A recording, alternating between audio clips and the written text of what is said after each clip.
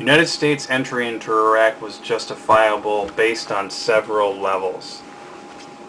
Namely, destruction and refusal of obstruction of United Nations weapons and inspections in violation of United Nations Security Council Resolution 687. Keep in mind that these are international regulations. These are International Security Council resolutions that the international community agreed upon, not necessarily just the Bush administration. Iraq was in violation of United Nations Security Council Resolution number 687. United Nations Security Council Resolution 688 and 949. They were repressing their own citizens, and they were threatening their neighbors, which was 949 and 688 Security Council resolutions. I believe that we should have gone all the way into Baghdad in 1991 and just had done with it, so we didn't have to go back in there again. But I wasn't the president back in 1991. I think that the administration should have focused more on the violation of the Security Council resolution, the breaking of the Security Council resolutions, instead of focusing necessarily on the weapons of mass destruction, even though we did find weapons of mass destruction in the Iraq during the Iraq campaign. If you want proof, in 1998, March of 1998, in the Kurdish town of Halabja, there was fighting between the Kurdish Iranian forces and the Iraqi army, and roughly 5,000 Kurds were gassed by Saddam Hussein's Ba'ath government, and about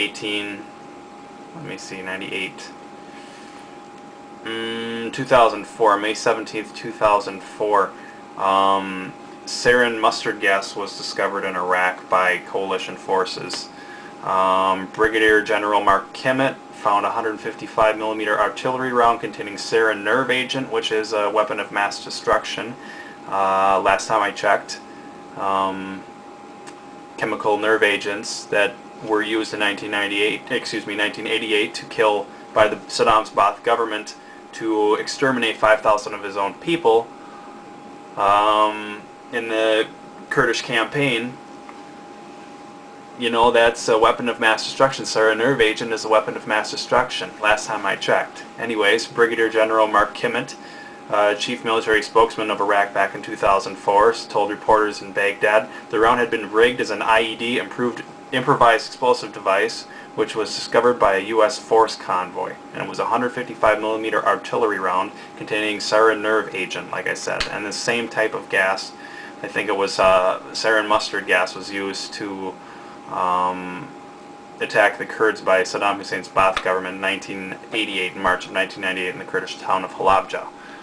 The finding of this weapons of mass destruction, this one weapon of mass destruction back in 2004 was not an isolated case, by the way. Back on June 21st, 2006, the CNS News senior editor named Melanie Hunter reported that Senator Rick Santorum, a Republican from Pennsylvania, and Representative Peter Hoekstra, a representative from Michigan, both Republicans, announced that over 500 munitions or weapons of mass destruction, specifically sarin and mustard-filled projectiles, had been found since the invasion of Iraq. They had gotten these reports from the U.S. intelligence community.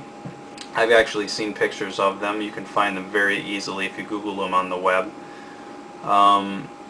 And the report said since 2003, coalition forces have recovered approximately 500 weapons munitions which contain degraded mustard or sarin nerve agent. Despite many efforts to locate and destroy Iraq's pre-Gulf War chemical munitions, filled and unfilled pre-Gulf War chemical munitions are assessed to still exist.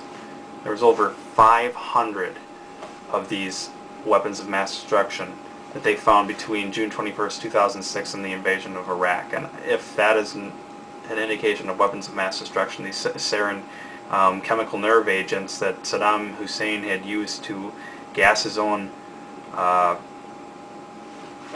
population, his Kurdish population in Halabja in 1998. I don't know what is a weapon of mass destruction. Just because you don't find nuclear weapons doesn't mean you don't have a weapon of mass destruction. He killed 5,000 of his own Kurdish citizens in Halabja in 1988.